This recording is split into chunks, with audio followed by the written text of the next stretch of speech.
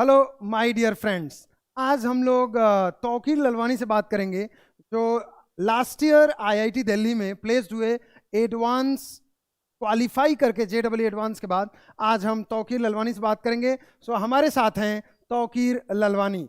So first of all मैं तौकीर को welcome करूंगा। तौकीर, कैसे चल रही पढ़ाई, क्या चल रहा है? सब बढ़िया? हाँ सर, एकदम बढ़िया। और सर, ये आपने ये पता नहीं पीछे पीछे आईआईटी दिल्ली का फोटो क्यों लगा रखा है? देखो, आप आईआईटी दिल्ली में हैं तो मैंने सोचा कि आईआईटी दिल्ली का कैंपस आपको मैं दिखाऊं। तो कितनी बार विजिट किया आपने आईआईटी दिल्ली? कभी जाने का सर मौका एक मिला या फिर कोरोना में अभी तक गए नहीं? नहीं सर, मतलब इतना नसीब खराब है। मतलब एडमिशन ले लिया, ऑनलाइन एडमिशन भी हो चुका है, बट एक भी बार विजिट नहीं किया। मतलब वो है ना कि बुलाती है मगर जाने का नहीं। यहाँ पर उल्टा है, यहाँ पर जाना है लेकिन बुलाती ही नहीं।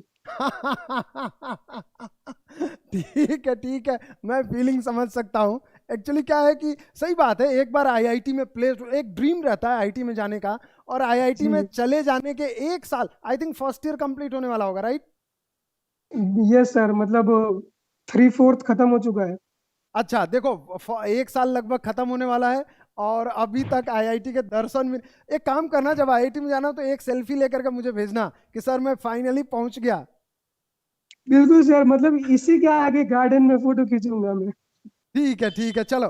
तो हम बहुत ज़्यादा टाइम न लेते हुए मैं कुछ चीज़ें जानना चाह रहा था कि आप जब 11th और 12th एडूनोवा से आपने क्लियर किया था, तो आपको क्या चेंजेस मिले थे एडूनोवा में ज्वाइन होने के बाद? थोड़ा सा बहुत शॉर्ट में थोड़ा एक्सप्लेन कर दो आप। चेंजेस की अगर मैं बात करूं तो बहुत ही ज़्यादा चेंजेस आए थे जब मैंने 11th में स्टार्ट किया था। तो मैंने मिड 11th में शुरू किया था, तो मुझे कुछ ज़्यादा जानकारी थी नहीं। आईआईटी क्या होता है, एनआईटी क्या होता है। मैं तो मतलब छोटे मोटे सपने लेके आया था वडोदरा। और फिर मुझे धीरे धीरे पता चला कि आईआईटी ये होता है, एनआईटी ये होता है, ये मैं एग्जाम्स देने होते हैं। थोड़ा सा इंटरप्ट कर देता हूँ। मैं उन दर्शकों को बता दूं, उन स्टूडेंट्स को बता दूं जो आपके वीडियोस को देख रहे हैं। तौकीर ललवानी एक बहुत छोटे से फैमिली से आते हैं, वडोदरा के बाहर से। वडोदरा में वो पहली बार आए थे। तौकीर, एक इंसिडेंट है जो मुझे हल्का हल्का याद है, उसको थोड़ा सा आप बताना। आपने जब पहली बार यहाँ पे आए थे, तो आपका एक टेस्ट था सेंटर ऑफ मास पे, जिसमें आपको 8 मार्क्स मिले थे। 8 EIGST 8 मार्क्स केवल मिले थे आउट ऑफ 120। शायद मैंने उसमें कुछ डाटा भी था आपको। वो इंसिडेंट क्या है, थोड़ा सा बताओ तो। वो क्या हुआ था एक्चुअली? अरे अरे सर, आप पता नहीं, मतलब पुरानी बातें लेके बैठ गए। अरे 8 मार्क्स सुन के तो मतलब आधे बच्चों का तो मूड ऑफ हो गया होगा। मतलब हुआ ये था ना कि सेंटर ऑफ मास काफी बच्चों को यहाँ पे पता होगा कि मतलब बहुत ही आसान सा, मतलब एकदम लल्लू टॉपिक है। मतलब उसके क्वेश्चन देखते ही हो जाने चाहिए। बट हुआ क्या था ना कि 120 मार्क का एग्जाम हुआ था और मेरे उसमें से बस 8 ही मार्क्स आए थे। तो उस दिन मेरा नसीब भी इतना खराब था कि मैं उस दिन एडिनो में ही बैठा हुआ था नीचे। और आप आए नीचे केबिन में और बोले कि तो कि कितने मार्क्स हुए जरा गिनो। मैंने बोला सर, मैं तो काउंट नहीं करता, मैं बाद में काउंट कर लूंगा। बट आपने बोला कि नहीं, अभी काउंट करो। तो मैंने काउंट किए। अब टोटल पॉजिटिव नेगेटिव मिला के बस 8 ही मार्क्स हो रहे थे। तो आपने मुझे काफी डांटा था उस वक्त। बट मैंने बाद में आपको बताया कि मुझे ये प्रॉब्लम्स है। मेरा फाउंडेशन थोड़ा वीक रहा है, तो मुझे जो बेसिक वाले जो टॉपिक है ना उसमें थोड़ी वीकनेस है। तो आपने मुझे बाद में गाइड भी किया था कि इस तरह से इसको टैकल करना है, इस प्रॉब्लम को। बिल्कुल, बिल्कुल। वो इनसे देखो, सेंटर ऑफ मास में 8 मार्क्स से लेकर के आईआईटी दिल्ली में पहुंचना, ये अपने आप में ही एक बहुत इंस्पायरिंग स्टोरी है कि सेंटर ऑफ मास जैसे एक आसान से चैप्टर में 8 मार्क्स से आईआईटी दिल्ली। अच्छा, एक चीज और मुझे अभी थोड़ा सा याद आया कि बेसिक कमजोर था। मुझे मैथ का वो टॉपिक याद है, ट्रिग्नोमेट्री। ट्रिग्नोमेट्री में क्या था कि आई थिंक आपको भी याद आ रहा होगा कि ट्रिग्नोमेट्री में सेंटर ऑफ मास में कहीं कहीं ट्रिग्नोमेट्री लगता है। साथ में जी बहुत सारे चैप्टर्स में, जैसे कुछ इंटीग्रेशन, डिफरेंशिएशन, इंक्लूडिंग टिग्नोमेट्री था। तो जो टिग्नोमेट्री वाला सेक्शन था, वो आप काफी डरते थे उस समय, मुझे पता चला था। तो अभी क्या है, जी। वो बैकग्राउंड की स्टोरी क्या है टिग्नोमेट्री वाली? हाँ जी, ट्रिग्नोमेट्री में जो प्रॉब्लम ये आती थी कि मुझे फॉर्मूला याद नहीं होते थे। तो मैथ्स वाला तो चलो एक पोर्शन होता है ट्रिग्नोमेट्री का, छूट गया तो चलो आगे बढ़ गए। बट फिजिक्स में ट्रिग्नोमेट्री नहीं आती तो मतलब आप भूल जाओ फिजिक्स को। तो आपके क्लासेस में जब भी ट्रिग्नोमेट्री यूज होती थी तो मैं छोड़ देता था, भाई इससे आगे क्वेश्चन सॉल्व नहीं होना, इससे आगे की ट्रिग्नोमेट्री यूज हो रही है। बट बाद में आपने कहा कि देखो ट्रिग्नोमेट्री के बिना कुछ नहीं होगा, तो मैंने बाद में सीख ली ट्रिग्नोमेट्री। और अभी डर नहीं लगता मुझे ट्रिग्नोमेट्री से। बट कोई फॉर्मूला मत पूछना सर, सारा भूल चुका हूँ मैं। अभी अभी यूज भी नहीं वैसे होता उतना। वैसे अब ट्रिग्नोमेट्री की जरूरत नहीं है। आई थिंक तुमने अपना जी। ड्रीम अचीव कर लिया, पता है तो किर, मतलब जो चाहिए वो तुम्हारे पास अभी है। मैं एक्चुअली ये कन्वर्सेशन का एक सबसे बड़ा एडवांटेज मैं अपने इस साल के बच्चों को देना चाहूंगा। देखो अभी क्या है, थोड़ा सा सीरियस नोट पे इसको ले जाते हैं। देखो अभी कई बार क्या होता है, जे डबल ई मेन्स और एडवांस, बच्चे कई बार जे डबल ई मेन्स में काफी खराब परफॉर्म करते हैं, फिर उनके दिमाग में मेंटेलिटी बैठ जाती है कि जे डबल ई मेन्स खराब हो गया, अब तो एडवांस होने वाला नहीं है। Tauqeer is the best example जिसका जे डबल ई मेन्स खराब गया था और फिर भी इसने एडवांस फोड़ दिया। तो फिर इसके इसके पीछे का राज क्या है? जे डबल ई मेन्स में इतना खराब परफॉर्मेंस कि जस्ट आप जे डबल ई एडवांस के लिए क्वालिफाई किए थे केवल, और एडवांस में फोड़ दिया।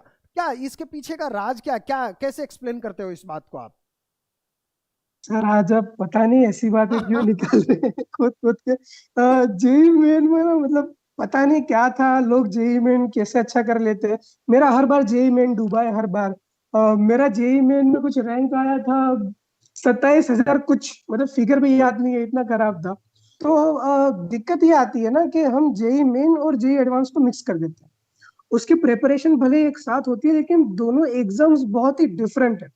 जैसे कि जेई मेन में आपका तीनों सब्जेक्ट्स मास्टर होने चाहिए, तभी आप maximum number of questions attempt करेंगे और एक अच्छा रैंक निकाल के आएंगे। बट जेई एडवांस में ऐसा नहीं है। उसमें अगर आपके कोई दो सब्जेक्ट्स भी एकदम अच्छे हैं तो आप आराम से मतलब कल को मेरे फ्रेशर बन जाएंगे आईआईटी दिल्ली में। और जेई मेन में सब फिक्स होता है कि आपको इतने क्वेश्चंस होंगे नहीं और सही, इतना देखो देखो पॉजिटिव तो फिर मार्किंग होगी, इतना देखो, नेगेटिव जैसे मार्किंग। जैसे मैं थोड़ा सा इंटरप्ट करूं, देखो जे डबल ई मेन्स का तो सब कुछ फिक्स्ड है, एनसीईआरटी और उसके आजू बाजू का आएगा। लेकिन जे डबल ई एडवांस तो बहुत ब्रॉड है, बहुत सारी चीजें हैं।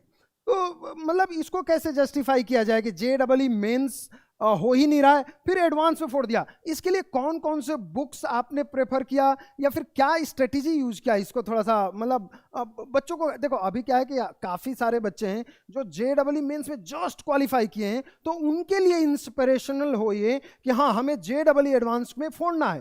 तो उससे रिलेटेड कुछ थोड़ा सा बताओ आप, कि उन बच्चों को थोड़ा मोटिवेशन हाँ मिले जिन्होंने जस्ट जे डबल ई मेन्स क्वालिफाई किया है।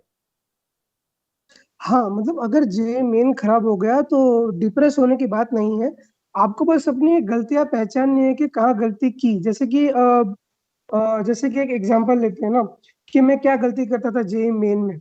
मेरी स्पीड काफी स्लो है, मैं क्वेश्चन को बहुत ज्यादा टाइम देता था और ये मुझे जेई मेन में बहुत दिक्कत देता था। अभी जेई मेन और जेई एडवांस के बीच में 20 दिन का फर्क था, तो इसमें ऐसा तो था नहीं कि मैंने कुछ पढ़ लिया और जेई एडवांस क्रैक हो गया।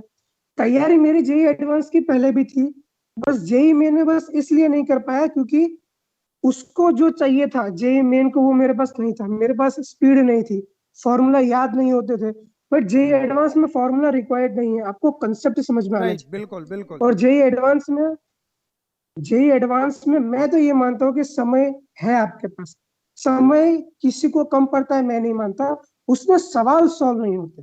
जेई एडवांस में आपको limited number of questions attempt करने हैं, सही से अटेम्प्ट करने हैं, एंड दैट्स इट।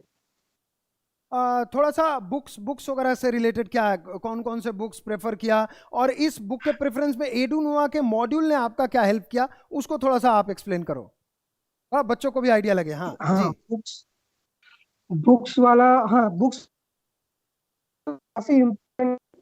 कौन सी बुक्स तो प्राइमरी मेरी एडवाइस यही है कि मैंने कोई बुक फॉलो की इसलिए आप वो बुक फॉलो करो, ये मैं नहीं बोलता। आपको वही बुक्स फॉलो करनी है जो आपकी फैकल्टी आपको कहती है, क्योंकि वो आपका लेवल आपसे बेहतर जानते हैं। जिस वक्त मेरे 8 नंबर आए थे उस वक्त अगर शिव सर आप अगर ऐसा बोलते कि भाई तू इरोडो सॉल्व कर ले, तो शायद मैं उसके बाद फिजिक्स को छूता भी नहीं। सही बात है, राइट। सही बात है, तो राइट। तब तब तब सर ने मुझे वो बुक बताई जो मुझे उस वक्त रिक्वायर्ड थी। मुझे सर ने कहा कि एचसी वर्मा सॉल्व करो, फिर थोड़ा लेवल बढ़ेगा। फिर डीसी पांडे के ऊपर जाओ, और एक बार एचसी वर्मा, डीसी पांडे से आपका कंसेप्ट बिल्डअप होता है ना, फिर जो एडिनोवा का मॉड्यूल है उसका ऑप्टिमम यूज करना है। कैसे कि आपको उस मॉड्यूल में हर एक पैटर्न के क्वेश्चंस मिल जाएंगे। तो हाँ, वो जेई एडवांस में आपको लेबल वाइज मिल जाएंगे और जी आसानी से। आई थिंक कि वो सारी चीजें आपने यूटिलाइज किया होगा और उसका काफी फायदा भी हुआ। चलो थोड़ा सा और मैं थोड़ा सा लीक से हट के बोलता हूँ, कुछ क्वेश्चन पूछता हूँ।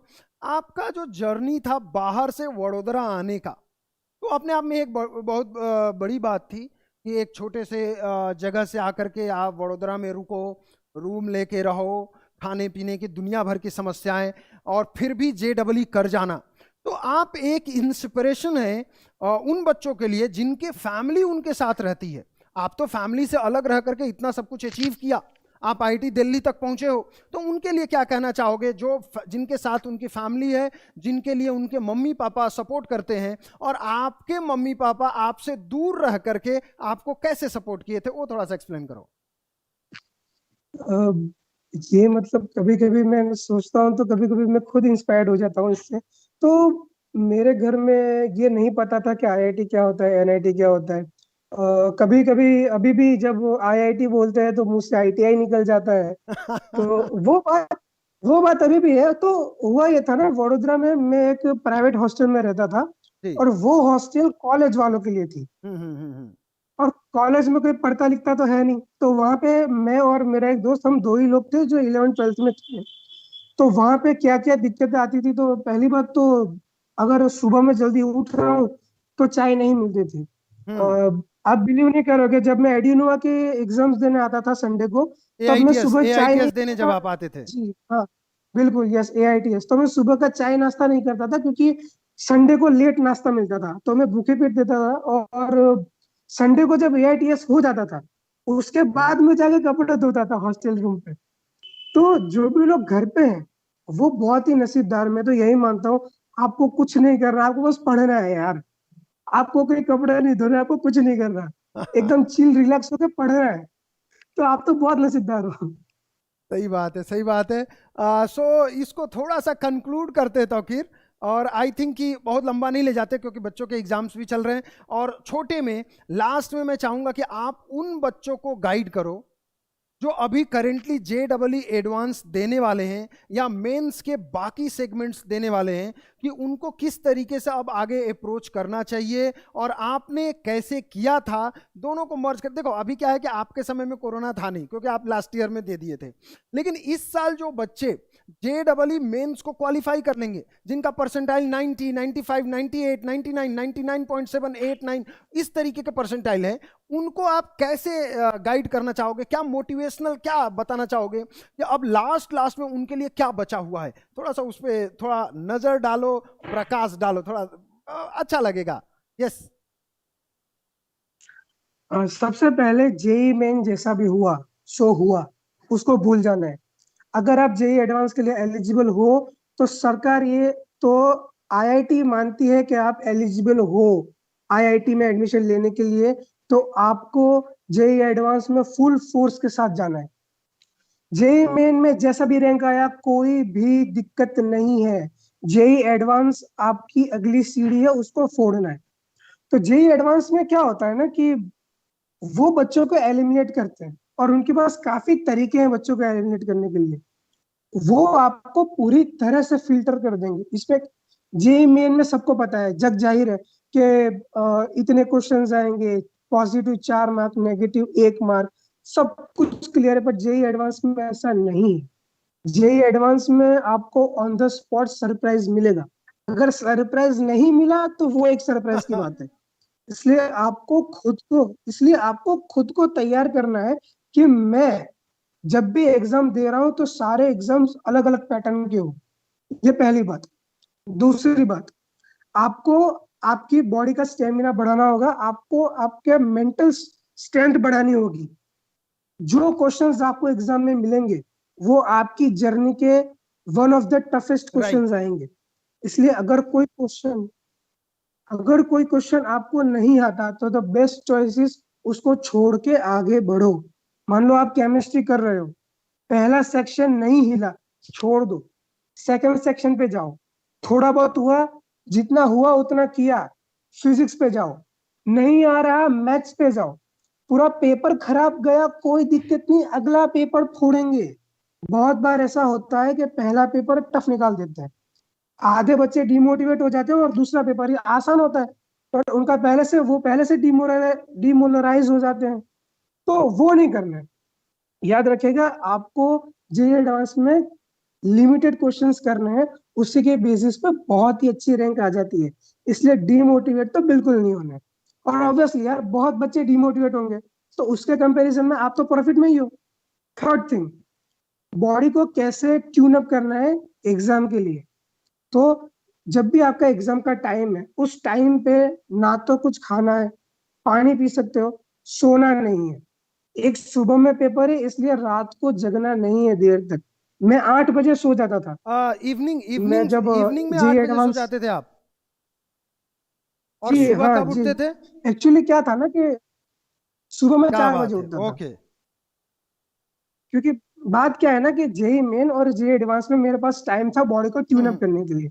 और वडोदरा मेरा सेंटर था, 2 घंटे की मेरी जर्नी थी मेरे घर से सेंटर तक की। इसलिए मुझे 8 बजे सो के 4 बजे उठना होता था। तो इस हिसाब से आप अपना कैलकुलेट कर लीजिए कि कितने बजे आपको सोना है, कितने बजे आपको उठना है, ताकि एग्जाम के दिन आप एकदम फ्रेश हो। उस दिन आपका दिमाग एकदम ऑप्टिमम स्पीड पे राइट होना राइट, चाहिए। बिल्कुल। तो इसलिए इसलिए रात को अपने जो भी आपने जो टाइम कैलकुलेट किया है उस टाइम पे सो जाना है। जो भी आप करोगे वो कर लेना, पढ़ना हो पढ़ लेना। और आपका जो एग्जाम हो, जैसे कि 10 से 1 आपका एग्जाम है मान लो, तो 10 से 1 आपको घर पे एग्जाम ही देनी है, मॉक एग्जाम। क्योंकि आपकी बॉडी को आदत पड़ जाएगी, उस टाइम पे आपका दिमाग एकदम मस्त काम करेगा एग्जाम में भी। ठीक है। एंड और एक बात ये कि पहला पेपर जैसा भी हो, बीच में जो ब्रेक मिलता है उसमें आपको रेस्ट करना है। मैं तो बोलूंगा पेपर डिस्कस करना ही मत किसी के साथ। पहला पेपर हो गया, टेक रेस्ट, आराम करो, अगले पेपर में आराम से फोड़ के जाओ। ठीक है। और बस इतनी बातें थी और यार मतलब टेंशन मत लो, चिल करो और आईआईटी दिल्ली में आ जाना। चलो ठीक है, आई थिंक कि बच्चे जो आईआईटी दिल्ली में जाएंगे आपसे मिलेंगे इस साल वाले। कुछ कुछ लास्ट कमेंट, कुछ यदि आप कुछ बोलना चाहो तो, या फिर हम कंक्लूड करें, कुछ कुछ यदि कुछ आप बोलना चाहो लास्ट में तो। यस तौकीर।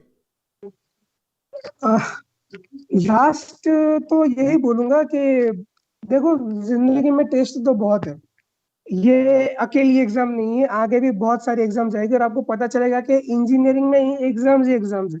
तो ये बस एक एग्जाम है, इसको एग्जाम की तरह ही लो, ज्यादा हाईअप करने की जरूरत नहीं है।